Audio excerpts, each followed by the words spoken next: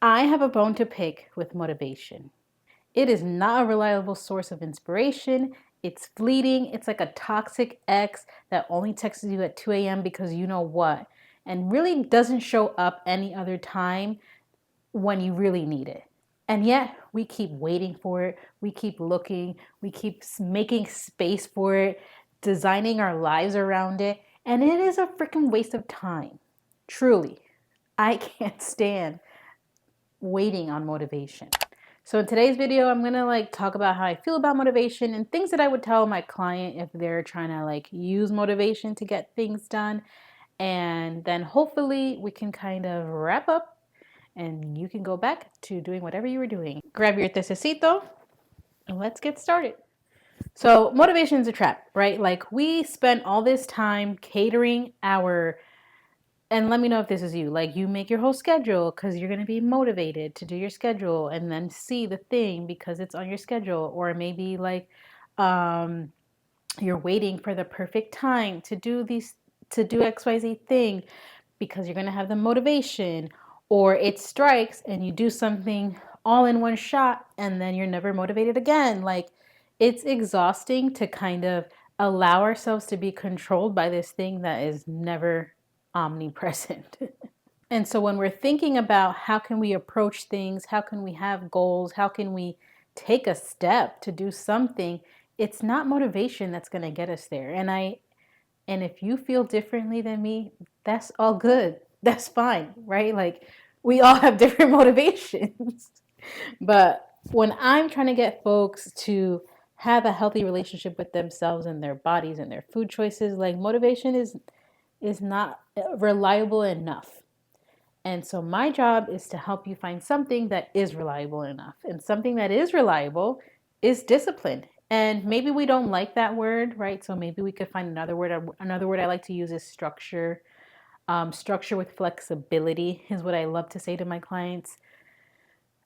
And let me know if you want a separate video on that. But really what I want to, or what I help my clients understand, is that we need some kind of discipline, right? And it doesn't need to be a discipline like we can only do it this one way and that's it. No, we don't want rigidity. We want discipline.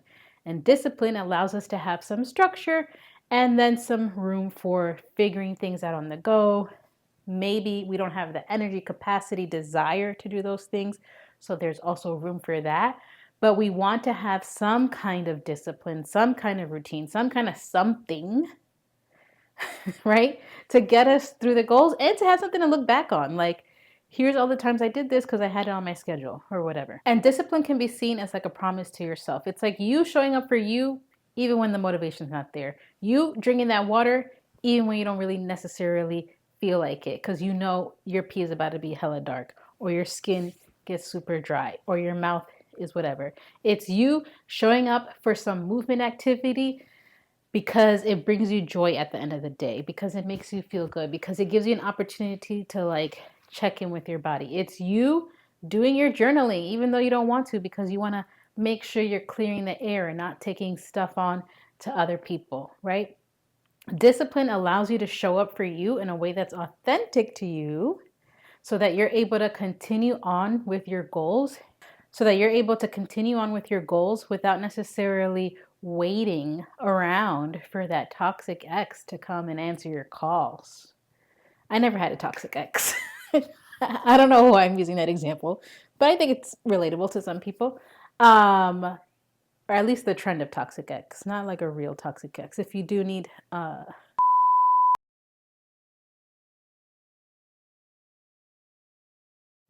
So how do we get to discipline for motivation? My favorite thing is to talk it out, right? Like if we have a goal that we want to set, how can we talk it out so that we're able to visualize every piece of the goal and have a clear picture of what it's going to realistically take to get it started? And how can we make it the tiniest way possible, right?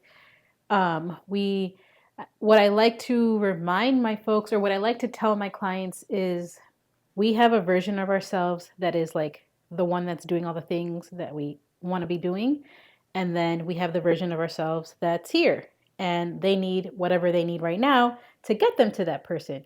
But right now, we need to treat ourselves like the person that we are. We have to meet ourselves where we're at. And that can look a lot differently than the thing that that person up there is doing, right? So, how can we start small, very small, to get us to that level where we are that higher version of ourselves, right? Like our highest self in this space of having a healthy relationship with ourselves and loving our chichos. If we're starting small, an example that I'm going to say right now is like meal consistency. That's my bread and butter of making sure people are eating consistently throughout the day. So if we are starting with meal consistency and I'm noticing like, hey, you're skipping breakfast and lunch and you're just having dinner and then snacking at night, a small step could be like, obviously, curiosity, right? Like I made a whole video about why curiosity is important. Feel free to check that out. But after we've gone through the curiosity piece, we can then make a small step towards having something like breakfast. And with folks that don't necessarily, and I already hear it, I literally just heard like, oh, here she goes with breakfast. Let me know if that's you in the comments, first of all, because I heard you. And second of all, when we're starting with something like breakfast, we're going to take it slow. Like I'm never going to, at least the way that I work, I'm never going to tell my clients like, okay, now you're going to have a whole breakfast meal. That's literally not the way that it is. What we're going to do, and one of my clients has coined this term, breakfast appetizers, we can have something really small for breakfast. We can have a little something to kind of get your body used to like, oh, she's feeding us breakfast now. Look at her. Okay, thank you. And we kind of build that routine so that in a couple weeks, a couple days, months, who knows, everybody is unique, your body's going to want breakfast and it's going to want a meal, and we're going to have a meal, and then we're going to work towards lunch snack and build that out or whatever, like you are the person that's controlling your journey. I'm just giving an example right now.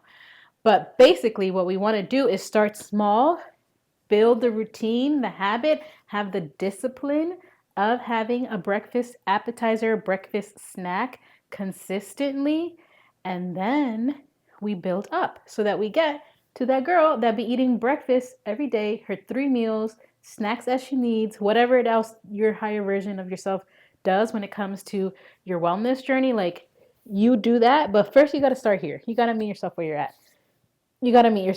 Okay? So my job is to help you find where you're at, meet yourself there, and take small steps to do it. And all of that does not require motivation. Okay, motivation ain't got nothing to do here. We don't need you, motivation. We need you to get to stepping.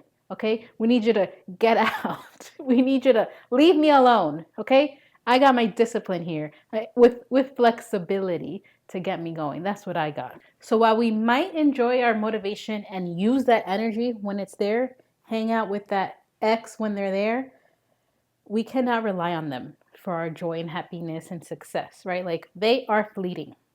And we have everything we need within ourselves. I don't really like saying that, but like you get what I'm trying to say.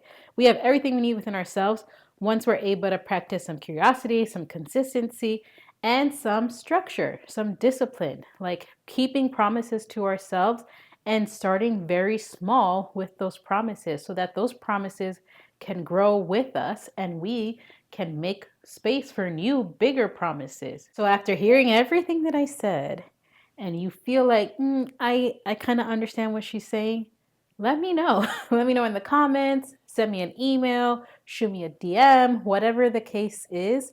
I really would love to hear how this is resonating with you and how you can ditch motivation this year or whenever you're seeing this video so that you can start taking steps to honor yourself in whatever way that looks like, in a way that is authentic to you.